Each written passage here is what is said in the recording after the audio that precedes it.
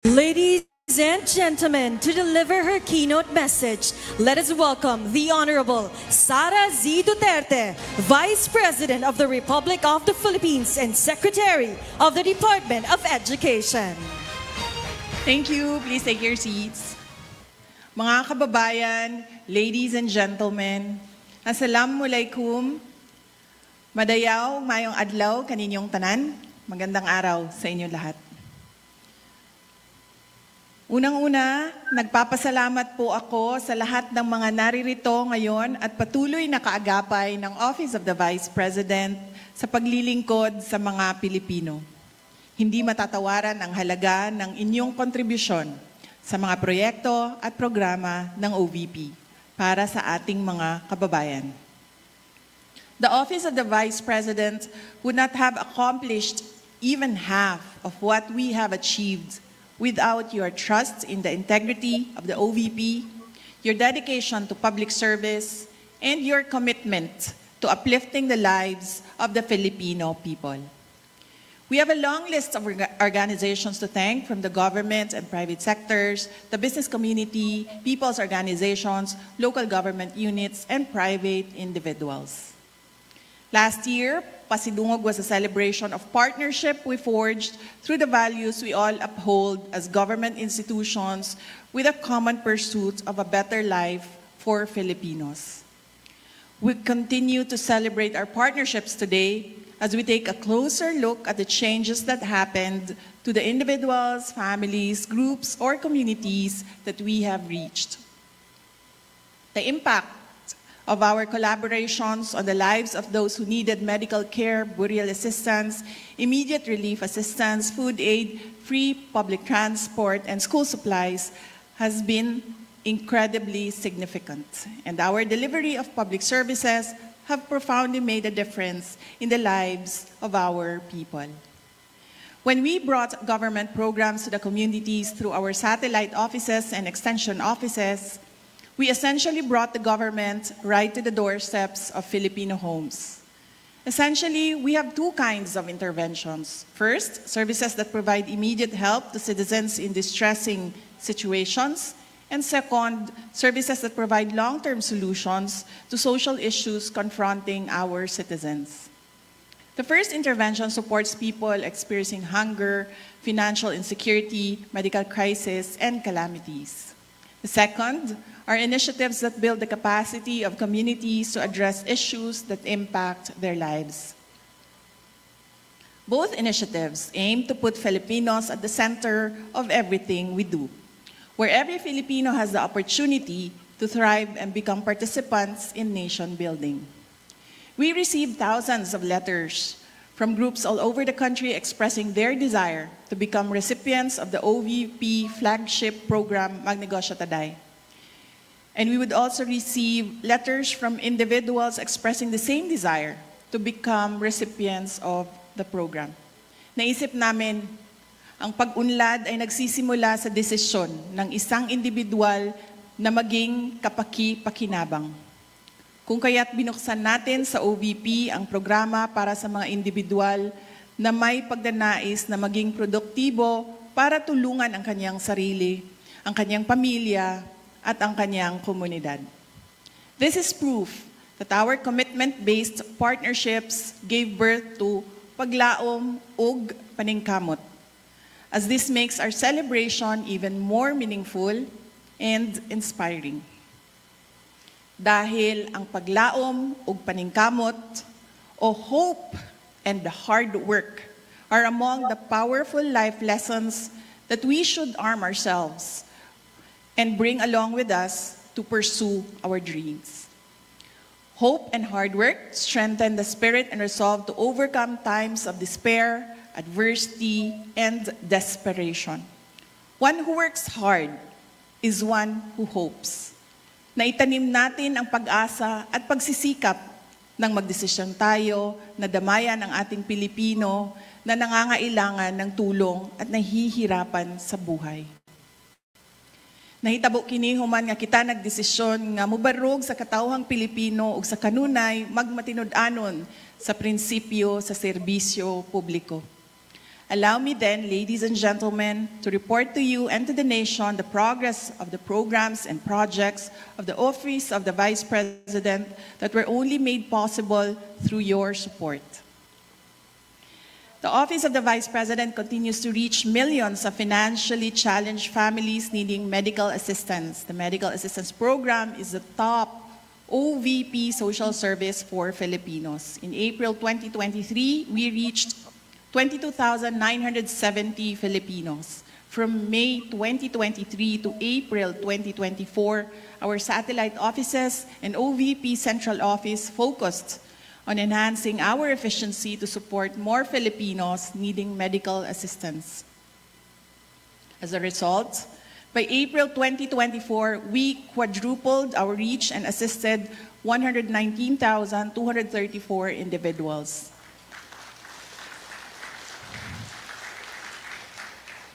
One of our beneficiaries was a boy from Eastern Samar. The 5-year-old boy had cerebral palsy, and his family's lack of financial security made the boy's medical situation even more challenging for them. His mother, Christine, sought our help through the OVP Eastern Visayas Satellite Office. His daily struggle living with cerebral palsy is shared by a family that constantly worries about the risk of him acquiring life-threatening respiratory health complications. We donated a set of equipment that addresses the boy's respiratory issues. The best that we can do is to ensure that breathing becomes less difficult for him.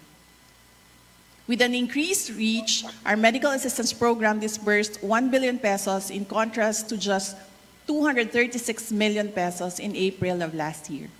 We thank our partner hospitals, pharmacies, and other social service providers for the success of the program.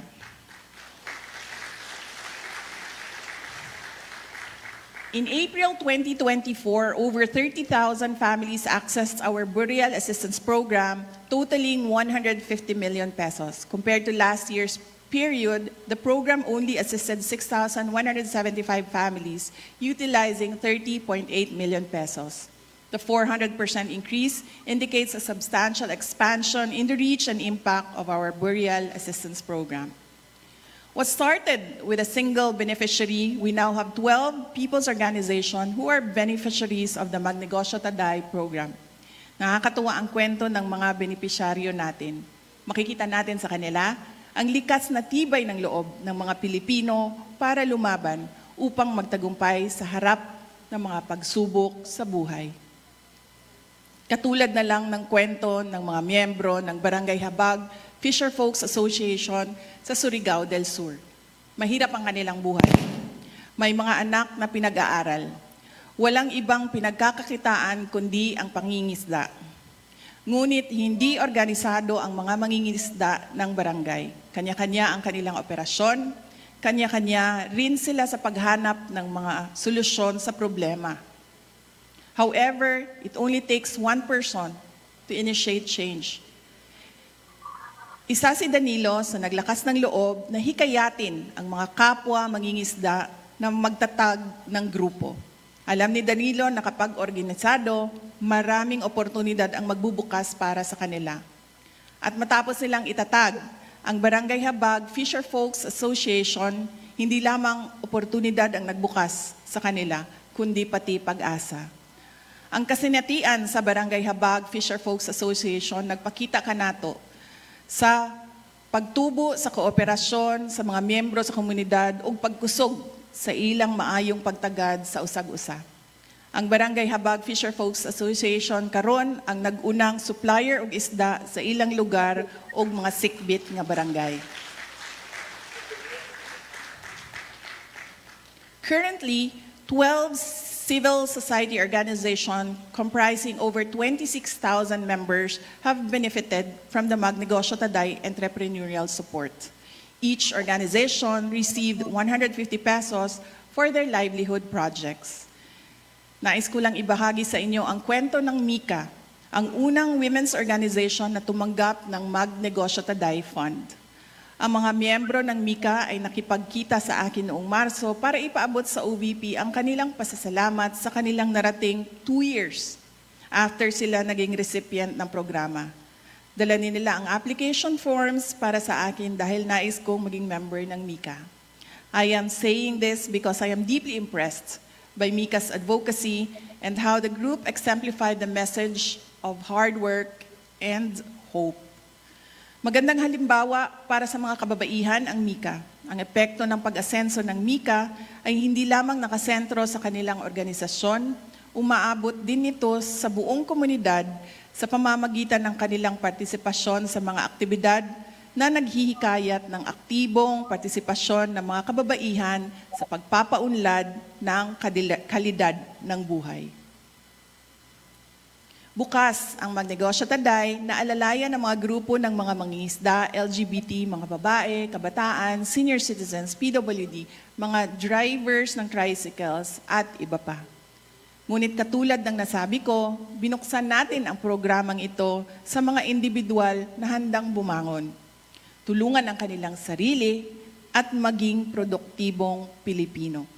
Mula May 23 hanggang April 2024, ang Magnegosyo Taday ay nakapagbigay ng puhunan na aabot sa 15,000 pesos para sa 17 mga Pilipino para simulan ang kanilang mga sariling livelihood projects. Kabilang sa mga individual projects, proposals na tanggap ng OVP ay ang sari-sari stores, salon at livestock growing. Pinapangarap natin na mas marami pang mga grupo o individual mula sa mga komunidad ang maabot natin sa pamamagitan ng Magnegosyo Taday. At OVP, we empower people to empower communities. And empowered communities build a strong, peaceful, and stable nation.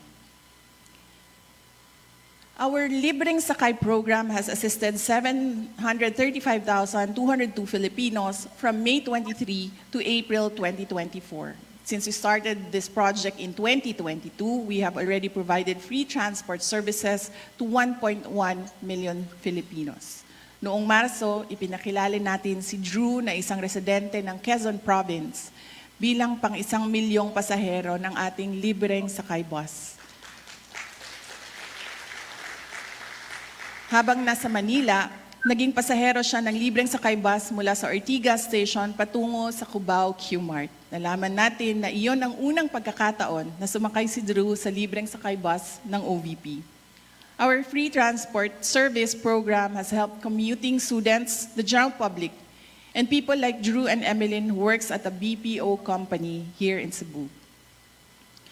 Kada adlaw, gaatang si Emeline sa bus nga atong gi-assign diri sa Cebu. Tungod kay matod niya, doon na siya'y matigom gikan sa budget nga alang unta sa pamasahe.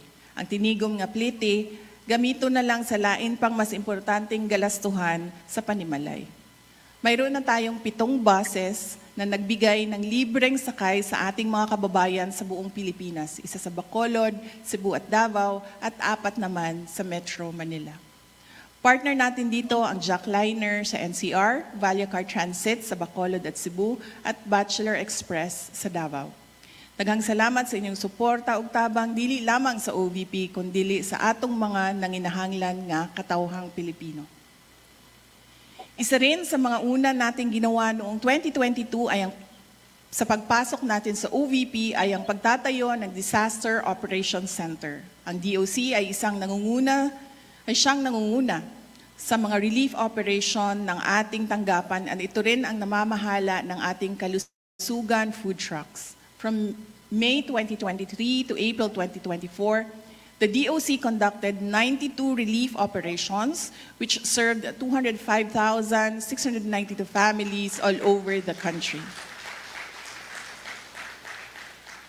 During these operations, 39,138 relief bags amounting to more than 37 million and 15,000 food bags amounting to more than 6 million were also provided. Isa sa mga nagawa ng OVP-DOC ang pagtulong sa mga biktima ng baha sa Lucena City noong Mayo. Ang ating team ay naghatid din ng tulong sa mga biktima ng baha sa Davao Region na umabot sa lampas 26,000 na pamilya sa pagsisimula ng 2024. Ang ating kalusugan food trucks naman ay naghahatid ng pagkain sa mga relief responders na nandun sa komunidad na apektado ng mga sakuna. Ako mismo ay sumaksi sa isang trauma session na ginawa para sa mga batang nakaligtas ng landslide sa probinsya. Nananawagan din tayo sa mga LGUs na maging proactive sa pagresponde sa banta ng landslide, baha at iba pang kalamidad. Kabilang na dito ang paglilipat ng mga kabahayan mula sa mga disaster risk areas sa mga ligtas na lugar.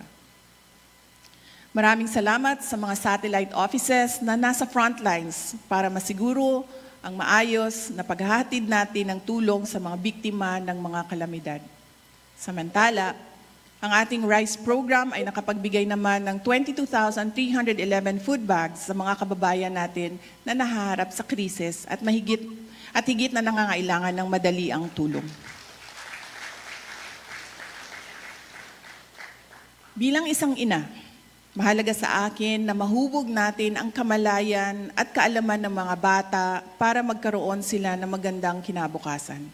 Nagsisimula ang lahat sa pagtuturo sa kanila kung paano mangarap at pagbibigay sa kanila ng gabay para maisakatuparan nila ang kanilang mga pangarap sa buhay. Sa OVP, tiniyak natin na kabilang sa mga programa ang para sa mga kabataan. To encourage Filipino learners to value education and environmental stewardship, OVP has distributed more than 186,000 bags containing school supplies and dental kits through the Pagbabago, A Million Learners and Trees campaign. We aim to distribute 1 million bags and plant 1 million trees by 2028. Through the program, we planted more than 266,000 trees from Luzon, Visayas, and Mindanao. Dako ang ako ang panghinaot sa tabang sa mga partners o sa panguna sa mga satellite offices nga makabut nato ang atong targets. Naniniwala ako at base na rin sa sigla at tiyaga ng ating mga satellite office staff at partners mula sa iba't ibang ahensya ng pamahalaan, kabilang na ang DNR, DepEd, Armed Forces of the Philippines, Philippine National Police, NGOs, community groups, church organizations at mga advocates na magagawa natin ito. Umabot na nga tayo sa iba't ibang liblib na lugar ng Luzon, Visayas at Mindanao para sa ating programa. Narating natin ang mga conflict areas ng UPI sa Maguindanao sa pamamagitan ng ating satellite office sa BARM. Dahil dinaanan ng maraming gyera, hirap sa pag-aaral ang ating mga kabataan sa lugar. At alam natin na nagiging mas vulnerable ang mga kabataan sa mga conflict areas kung hindi natin sila nabibigyan ng atensyon at tulong.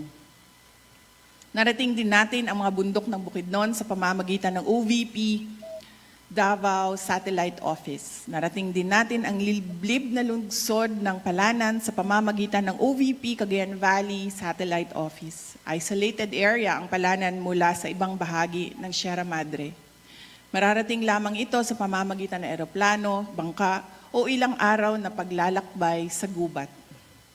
Ngunit wala namang mas mahalaga para sa isang tapat na lingkod bayan, kundi ang tunay na makapaglingkod at maiparating sa ating mga kababayan ang ating serbisyo.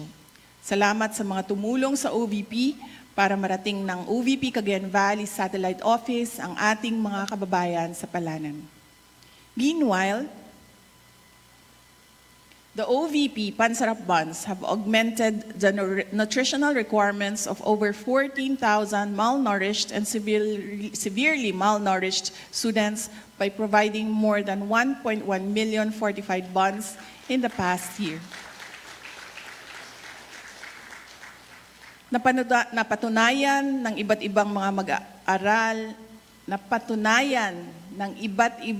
mga pag-aaral na ang nutrisyon ay may malaking papel sa paghubog ng ating mga kabataan. Hindi lamang ito mahalaga sa kanilang pisikal na mga aktibidad, kundi pati na rin sa kanilang talino. Ang unang hangarin natin ay makita ang pagbabago sa timbang ng mga kabataang underweight at ito ay epektibo sa unang pagpapatupad natin ng programa sa Davao at Nuro sa UPI, Maguindanao. Kaya naman, dinala natin ang programa sa Estancia Central Elementary School sa Iloilo. Maraming mga learners sa paaralang ito ang mga undernourished. Sa loob ng 120 days, inaasahan natin ang magandang resulta sa pamamagitan ng pagbibigay sa mga kabataan ng nutritional buns na may 10 flavors na pinatibay ng mga nutrients tulad ng vitamin A, carbohydrates, protein, calcium, at iron. Kasabay ng programang ito, ang masusing pagsubaybay ng mga nutritionists sa pag-unlad ng kalusugan ng mga bata. Our You Can Be Vice President program also continued, and our participants joined me during my official trips abroad. The program already has 5 student participants. We envision that through this program, we will be able to foster leadership among the youth and instill in them the skills they need to develop to become effective leaders. One of the program participants was Elise. She embodies someone who knows what she wants, but also knows that she must work hard to get it.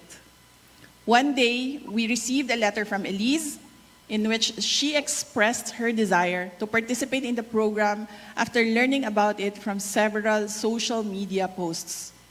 It was, for me, a demonstration of her character as a young Filipino with a dream and the determination to make this dream come true. Hindi po tayo laging nakakatanggap ng sulat katulad ng sulat na ipinadala sa atin ni Elise. Nakita natin sa kanya ang ilang mga bagay na nais nating pamarisan ng iba pang mga kabataang Pilipino. We selected Elise as a You Can Be VP participant, and she joined me in Kuala Lumpur, Malaysia in February. After the program, we learned from Elise that she won as the Student Council President of Santa Cruz Integrated High School in Lubao, Pampanga. She embodies hard work, optimism, and determination, and her self-confidence will tremendously help her fulfill her dreams.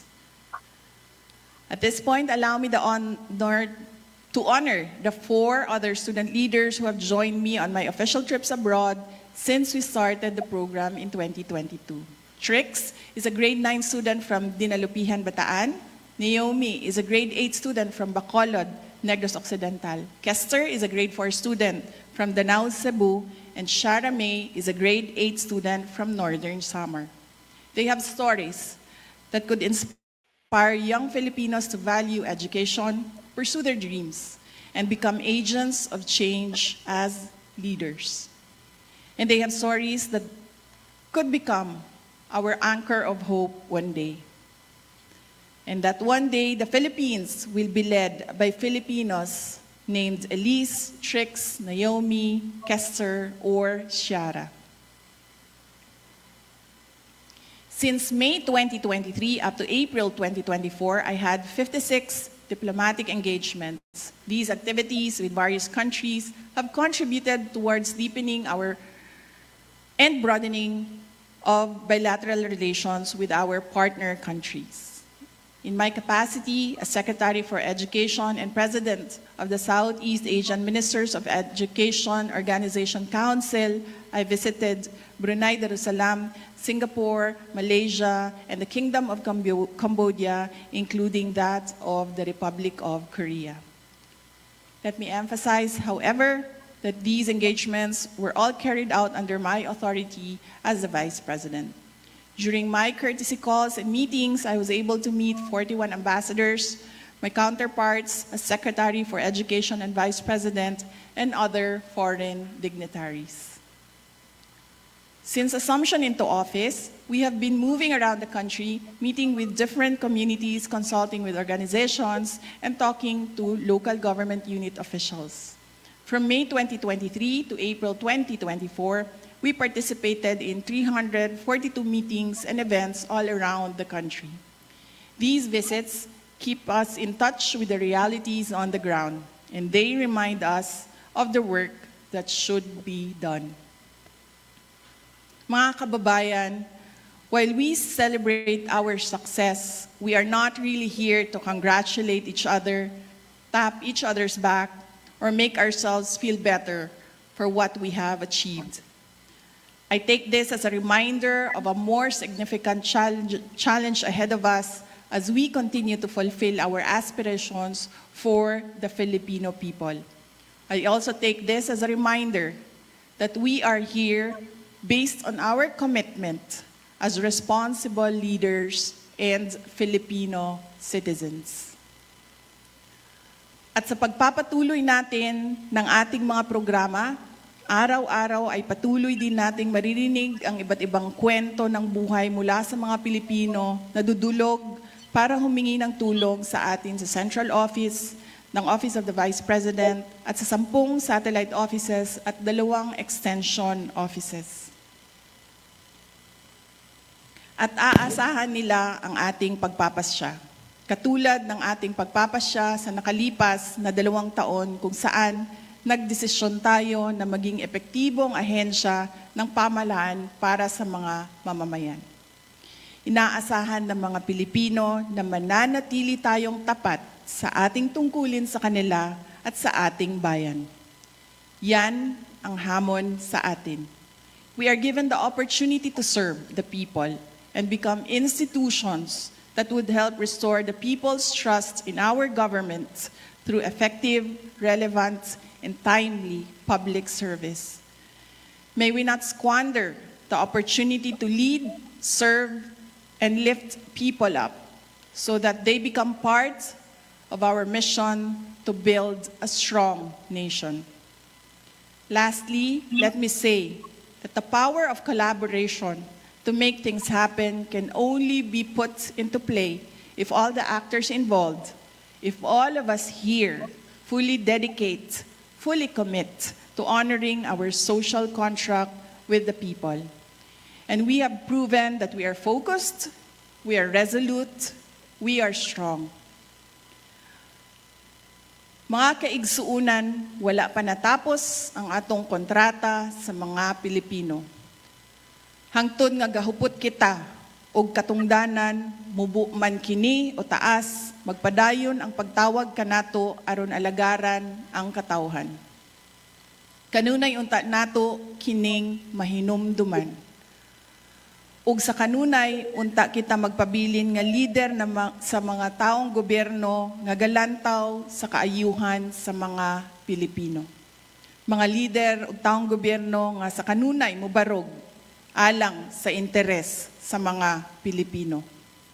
Ug mga lider ug taong gobyerno nga matinud-anon ug sa kanunay gasubay sa prinsipyo ug pagsilbi sa publiko.